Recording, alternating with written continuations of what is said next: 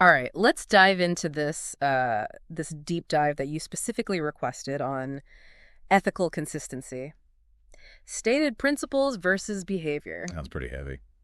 Yeah. Well, we're going to try and make it fun and, and approachable. Right. But it is a fascinating topic. And, we're going to be looking at that kind of intriguing thing where, Yeah.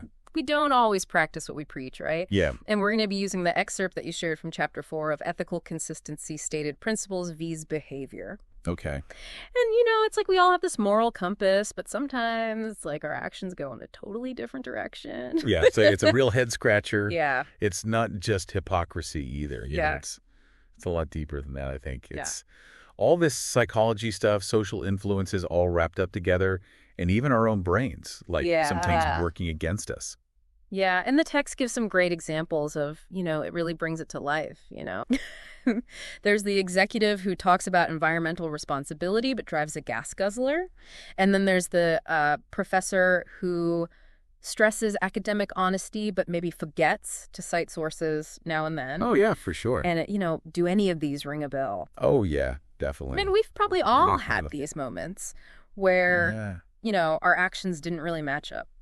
Yeah, for sure. And these are like everyday ethical inconsistencies that everybody has. Yeah. And it kind of highlights this really common human experience. Yeah. And to get to the bottom of this, we need to kind of understand this thing called cognitive dissonance. Right. And Leon Festinger did a lot of research on this. Yeah.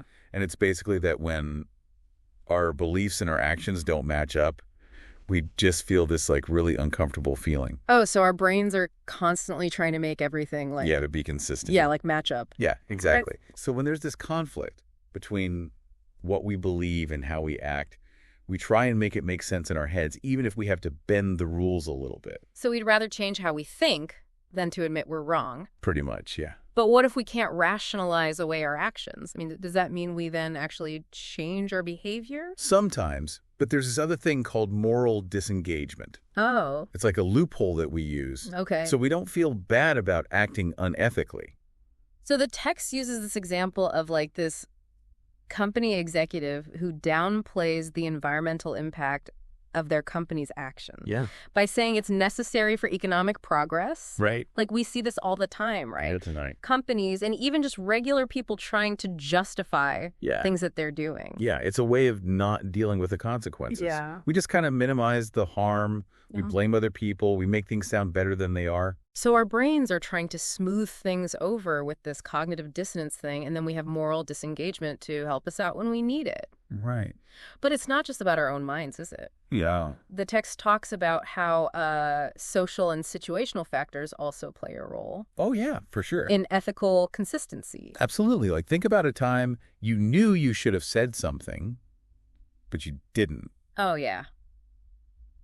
Maybe to avoid an argument or to fit in. Oh, totally. Yeah, I've definitely been there. Yeah. Sometimes it feels easier to just go along with everybody else. Right. Even if it means compromising what you believe. Yeah. Yeah, that's the bystander effect and social conformity. And it's powerful. Yeah. That need to belong can really override our moral compass. It's true. Like in Solomon Ash's experiments. Yeah. They had people looking at lines. Yeah. And these people would give the wrong answer just because everyone else was. Oh, wow. That's kind of scary. Yeah. And then there's all the cognitive biases. Oh, yeah. Those sneaky little biases. Yeah. I always find that so fascinating how our brains can trick us into thinking we're being rational when we're clearly not. Yeah, like self-serving bias, where we make things seem like they benefit us, even if it means being unfair to someone else. Oh, like that time I totally convinced myself I deserved that promotion over my colleague. Yeah. Even though they had a better track record. We've all been there. Yeah. And then confirmation bias, where we look for information that backs up what we already believe, right, even if it's ethically questionable. Yeah, and then there's the overconfidence bias. Oh, yeah. Like that one gets me every time. For sure. I always overestimate my ability to make good ethical choices in difficult situations. It's a tough one. It is. We always think we're more ethical than we are. Yeah. And it makes us more vulnerable. And then another one that I struggle with is temporal discounting. Yeah. You know, that urge to prioritize immediate rewards over long-term benefits. Right. Even when you know it clashes with your morals. Yeah. The text mentions fast fashion. Yeah. And, we all know it's often unethical. Right. But it's so alluring. The cheap clothes, it's so Yeah, it's tough. Hard to resist. Yeah, it's a battle between what we want now and our values. Yeah. So we've got cognitive dissonance, moral disengagement, social pressures, and all these biases pulling us in all these different directions. A lot. No wonder ethical consistency feels so impossible sometimes. Yeah. It's like we're setting ourselves up for failure. And then we haven't even talked about the power of this situation yet. Oh, God. Like Milgram's experiments or the Stanford Prison Experiment. Yeah. All these studies basically show that regular people can end up doing things they never thought they would. Yeah, it's a little scary to think about that. It's like even if you have a strong moral compass, you can still be swayed to do the wrong thing. Right, and especially if the rules aren't clear. Yeah. Like in those situations, it's really easy to justify bad behavior. Yeah, especially if everyone else is doing it too. Exactly. It's like nobody feels responsible. Yeah, it's that someone else will take care of it mentality. Exactly. But what about when we're not in a group? Are there other things that can impact our ethical consistency? Definitely. Like if you're under a lot of time pressure. Oh, yeah. Research has shown that stress can lead to bad choices. That makes sense. Your brain just wants to survive. Yeah. It doesn't really care about ethics. Right. There was a study by Gino and Kuchaki that found that people will cheat more if they don't have enough time. So we've got situational ambiguity, diffusion of responsibility, and time pressure. Yeah. It's like a recipe for disaster. It is. But wait, there's more. The text also mentions this thing called moral licensing. Oh, yeah. Where if you act ethically in one situation, you feel like you can act unethically in another. It's like we're giving ourselves permission to be bad because we were good before. Yeah.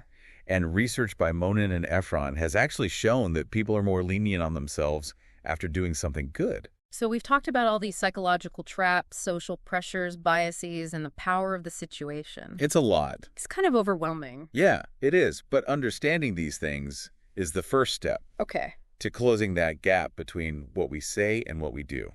That's good to hear.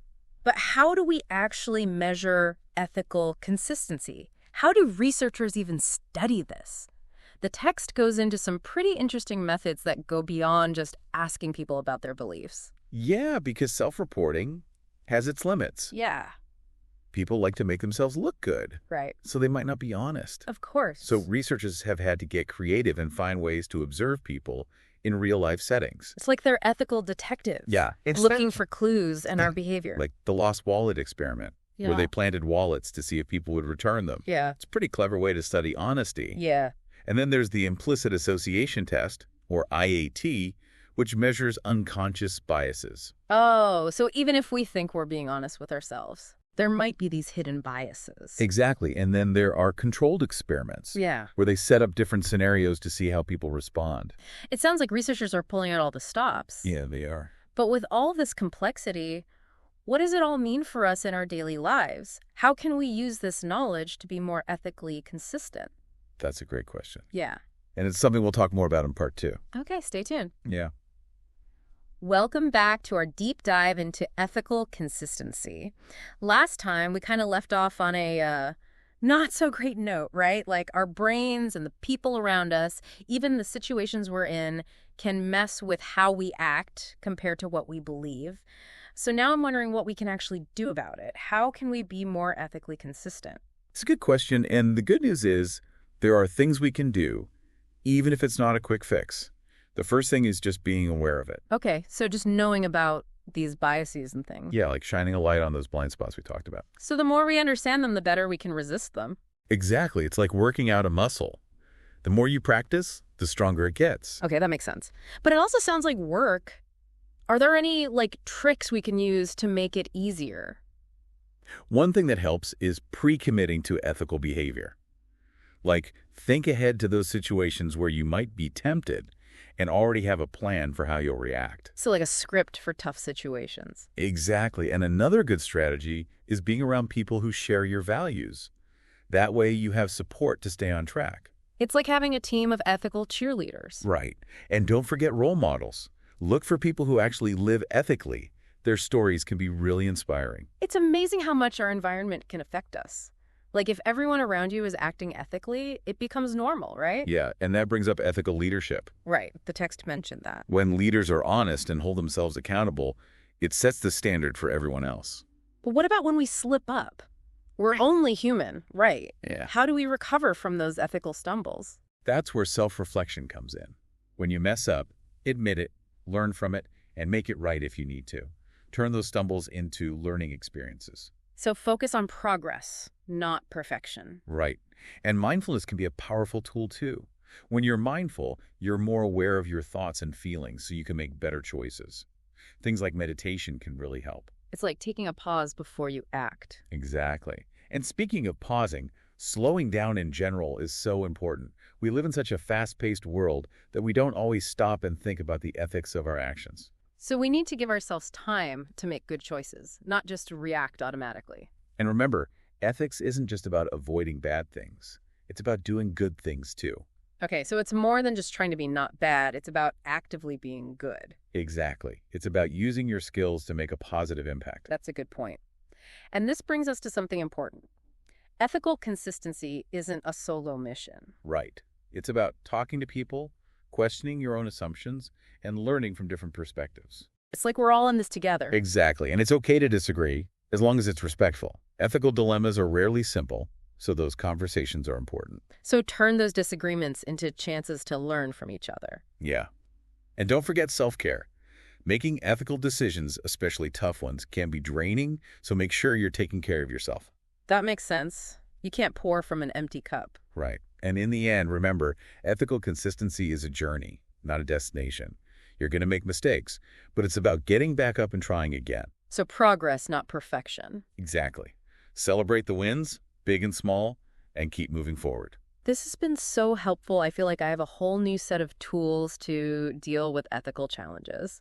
But before we wrap up, I'm thinking about the bigger picture. How do we make a world where ethical behavior is just normal, not some special thing? That's the big question, and it's something we'll get into in the last part of our deep dive. All right, welcome back to the last part of our deep dive on ethical consistency. We've covered, all those tricky psychological things in some ways to actually, live by our values.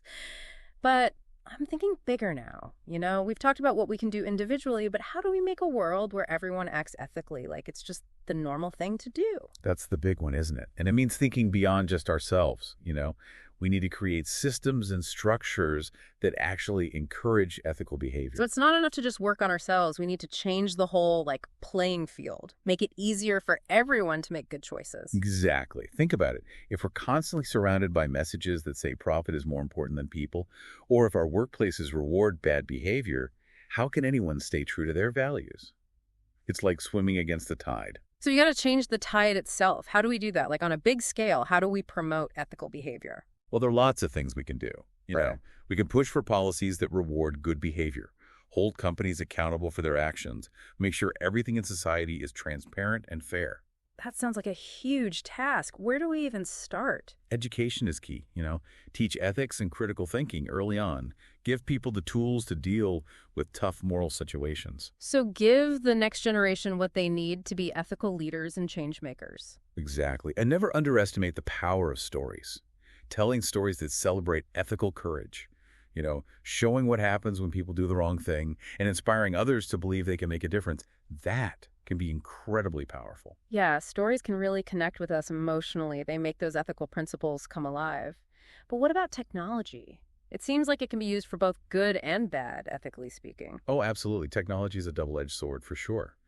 But we can use it for good, promote transparency, hold people accountable, create spaces for ethical collaboration and new ideas. So use technology to boost the good stuff, not add to the problems. It feels like we need a big mindset shift, moving away from just looking out for ourselves and toward a more ethical way of thinking. Yeah, that's crucial. We got to think bigger, consider everyone involved, not just what we gain in the moment. We're all connected. Our choices affect way more than just us. That's a powerful thought. It's like ethics is everyone's responsibility, not just a personal thing. Exactly. And the cool thing is, when we start seeing it that way, all sorts of possibilities open up. We can create a fairer, more sustainable world where everyone can thrive. This whole deep dive has been a real eye-opener. It's shown me that ethical consistency isn't just something to aim for personally. It's a call to action for all of us. And remember, even small things can make a difference. Speak up when you see something wrong. Support organizations that share your values. Make mindful choices every day. Together, we can make ethical behavior the norm, not the exception. It's a great reminder that we can all do something, you know? We have a voice, we have power. Thanks for joining us on this deep dive into ethical consistency. We hope it's given you some things to think about and that you feel ready to make a positive change both in your own life and in the world.